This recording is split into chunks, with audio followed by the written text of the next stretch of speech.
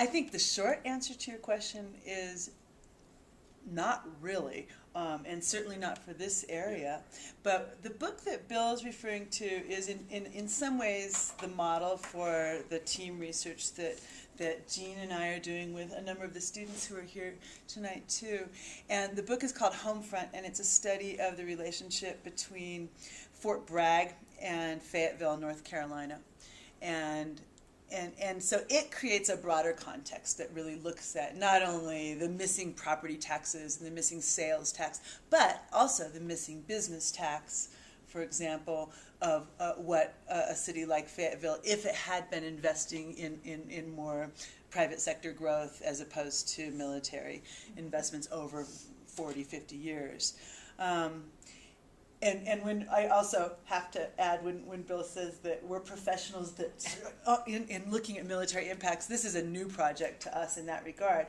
But I think that that's something that we'd like to do, is say start with the Pikes Peak Area Council of Government, measuring of impact, and really scrutinize those pieces. What are missing? How are those figures slanted or not?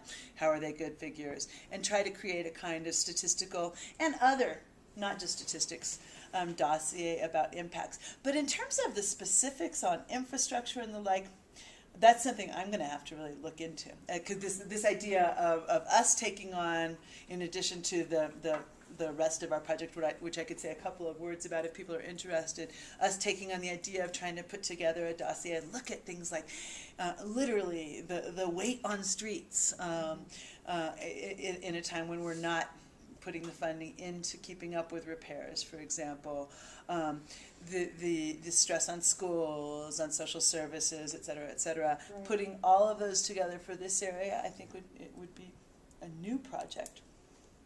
Well, if I knew anything, I'd help. Well, I think helping us see what the boxes are that we want to fill in, and clearly Pikes Peak Area Council of Governments is a good leg up there, but trying to do it maybe from a more open-ended notion of costs and benefits that doesn't start from a disposition of thinking that those benefits are going to outweigh the costs would be of interest. Yes, that would be probably a first. Yeah. Sarah, how would you ever really tell what the alternative retail economy or commercial economy might look like if there was no base? Because I'm thinking of a situation of like Huntsville, Alabama, where before the Missile Command was, there really was no economy to speak of. They bring things in, but then you get subsidiary bases like the Mississippi Space Center right on the Louisiana border, which was only there because of a congressional earmark and had no military affiliated bases nearby it. And it's real hard to look at variables and say, what would this area even look like one way or another? And I'm sure that's true for Fayetteville.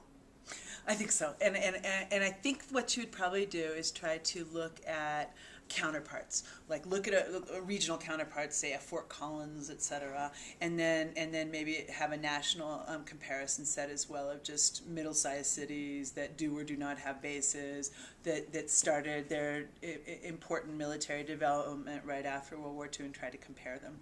But each case is unique, and so there are going to be limits to that as a method in any case. Yeah. Also, just on the economic development aspect, I often puzzle about the federal spending. I mean, if Intel comes in and hires 1,400 people, they're selling microprocessors all over the world, and money is coming into as Rocky Scott said, the checking account of Colorado Springs. Right. But if a soldier, 1,400 soldiers come in, they're bringing in their paycheck from outside, from I guess D.C. But we all sent some of our money to D.C. to pay for it. Precisely. So there's a net gain that's different than the gross gain. And I don't know if anyone's really parsed that out and said, when you subtract everything out, what the base costs in no pilt and this and that, and income taxes that everybody paid to the federal government, they're really not bringing in all that 100% of that money. It's some other percent. And it's that question of what kind of development do you see, like in the Fayetteville study, it's clear that say entry-level retail jobs went up and then some of the stereotypes are borne out as well. Massage parlors, tattoo parlors, bars, etc. But is this the kind of long-standing, sustainable development that we want for this region? And it really takes an economist to parse those out in the kind of statistical terms that you're talking about. And unless we enjoin some of those folks in Palmer Hall, I think we would take a stab at doing what we could in that regard. But that's not my training to be able to do that in a very sophisticated way. I guess that maybe jumps to that next part of this, the questions that are not yet answered, and how we might try to get those answers. I talked briefly with Fred Crowley up at UCCS, and he made a few off-the-cuff comments about this, but when I pitched to him, would he see this as a potential student project, much like the one you have, he turned me down saying this was too simple. You could get those answers too quickly and it wouldn't. But he wasn't seeing the broad kind of detail that you're looking for, or that would have scientific clout.